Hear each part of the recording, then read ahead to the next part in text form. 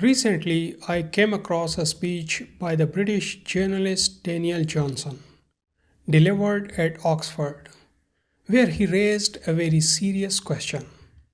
Is Islam really a religion of peace? In this video, he spoke about violence, freedom, and the condition of Muslim societies, and concluded that Islam as it exists today does not deserve to be called a religion of peace. Traditional Muslims, on hearing such statements, often react emotionally. They reject the criticism, sometimes without even examining it, or they respond with equally strong counter arguments drawn from the other communities. In my upcoming videos, I will discuss in detail what causes this reaction. But this approach does not solve anything, because the concerns he raises are not imaginary. They are based on what people see happening in the world. So, as a student of the Quran who has been engaged in its studies for years, instead of reacting, I want to examine these claims carefully. Not to defend Muslims, not to attack anyone, but to ask a more fundamental question. Are these problems coming from Islam itself or from something else? In a speech, Daniel Johnson mentions a man who was murdered in broad daylight. Whatever ideology was behind it, whatever slogans were shouted, that act remains what it is, a murder. A human life taken unjustly, a family shattered, a reality that cannot be erased.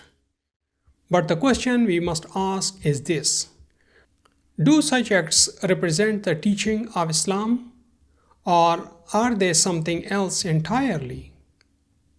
Before we go any further, we need to clarify something critical. When people criticize Islam, what exactly they are referring to? Because in most discussions, three very different things are mixed together. First, the Quran. Second, jurisprudence, developed by religious scholars over centuries and commonly known as Islamic jurisprudence, is the historically developed human interpretation of divine guidance into legal and social rulings. Much of it has little basis in the Quran itself. And third, Muslim political history. These are not the same, but critics and even the Muslims often combine them into one. This creates serious confusion. The problem has three layers. First, the Quran is treated as equal to later human interpretations. Second, laws developed in historical empires are assumed to be divine.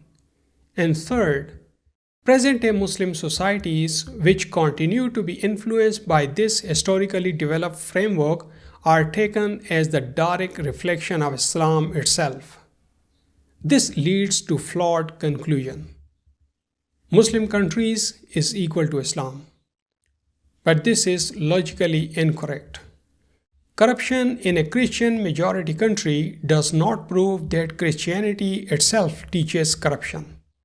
In the same way, political actions in Muslim societies do not automatically define the Quran. I am not a traditional religious scholar. I speak as a student of the Quran, having studied it for nearly a decade. And I do not reduce Islam to a religion as our religious class calls it, because the Quran presents it as a Deen, a comprehensive system for living life. In fact, the categorization of Islam as a religion or mazhab is a later development. Self-constructed, scholarly formulations shaped over time. The Quran never once calls Islam a religion. Instead, it consistently uses the term Deen for it. This distinction is important because it shows how our understanding can gradually shift away from the original framework of the Quran. So I will respond to these objections through the Quran itself, especially since the confusion we see today does not arise from the Quran but from what has been associated with it over time. One major claim made against Islam is that it suppresses freedom of belief. I will divide it into two short headings: freedom of choice and freedom of belief. So let us turn directly to the Quran. In Surah Az-Zumar, Ayah 41, it says, "Indeed, we sent down to you the book for the people in truth. So whoever is guided for the benefit of his own soul, and whoever goes astray only goes astray to its detriment, and you are not a controller over them." In Surah Al-Ghashiyah it is said, "You are not over them a controller." In Surah Al-Kahf, Ayah 29, "And say, the truth is from your Lord. So whoever wills, let him believe, and whoever wills, let him disbelieve." Regarding adopting Islam as a way of life, Quran states in chapter 2, Ayah 256, "There shall be no compulsion in faith. The right course has become distinct from the wrong."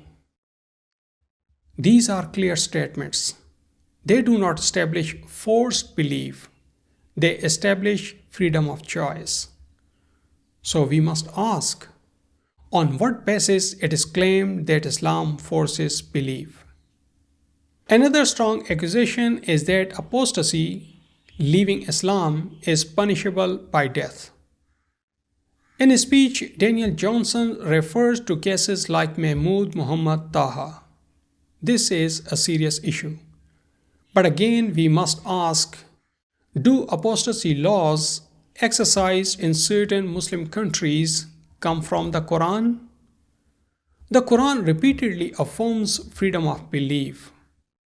In Surah Yunus, Ayah 99, it is said, "And had your Lord willed, those on earth would have believed, all of them entirely.